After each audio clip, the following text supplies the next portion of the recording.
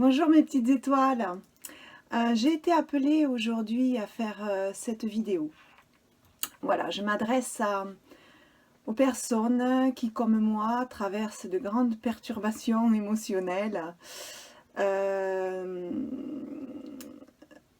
Moi, j'ai eu un mois de février assez compliqué, mais le mois de mars, là, m'appelle à la transformation, au changement. Euh, je pense qu'on est nombreux dans ce cas, à traverser des grands chamboulements et à être perturbé émotionnellement. Il faut tenir le coup et se laisser traverser par ces émotions parce qu'elles sont normales et elles sont là pour nous libérer, nous purifier.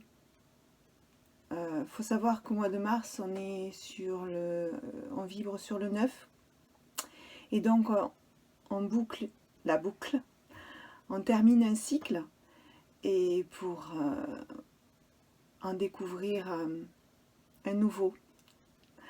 Et le nouveau, c'est sur le mois d'avril, donc c'est pas très loin. Il faut accepter ces émotions fortes. C'est facile à dire hein, parce qu'il y a des gens qui vivent de grands changements très douloureux. Là, je vois, j'ai une amie à moi qui a tout perdu.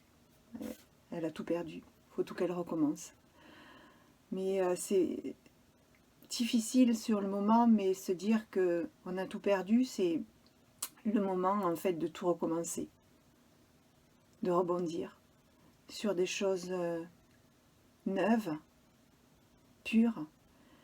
Et donc tout ça pour, pour vous dire, hein, je veux pas être... non, c'est juste que il faut laisser sortir tout ce qu'il y a de négatif, toutes ces émotions qu'on garde au fond de nous, de tout ce qu'on a hérité de notre passé, de générations d'avant. C'est le moment, il est temps, il faut tout lâcher. Et je vous dis ça parce que moi encore, il y a une petite demi-heure, j'étais à table avec mon mari et j'ai éclaté en sanglots, sans savoir pourquoi. J'ai laissé cette émotion me traverser et je sais que ben, ça m'a fait du bien. Je me suis libérée, maintenant je suis plus légère. Il va sûrement y en avoir d'autres, mais c'est comme une vague d'émotion qui doit sortir. Vous devez le ressentir. Moi, j'ai même eu cette envie de vomir, cette envie de cracher ce que j'ai de mauvais en moi, ce qui me fait mal. Voilà. Alors, laissez-vous traverser par ces émotions. N'ayez pas peur, parce que la peur, c'est le mental. Dites-vous que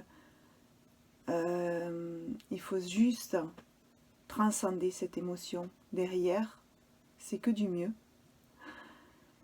Voilà. J'espère que j'ai rien oublié.